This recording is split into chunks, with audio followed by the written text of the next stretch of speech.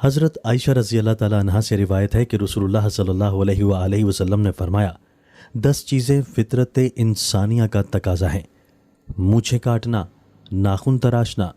انگلیوں کے جوڑوں اور پوروں کو اچھی طرح دھونا، داڑھی پوری رکھنا، مسواک کرنا، ناک میں پانی چڑھانا اور ناک کی صفائی کرنا، بغلوں کے بال اکھیڑنا، شرمگاہ کے بال مونڈھنا، پانی کے ساتھ استنجا کرنا۔ مصعب بن شیبہ راوی حدیث نے کہا 10ویں چیز میں بھول گیا، امید ہے کہ وہ کلی کرنا ہوگا۔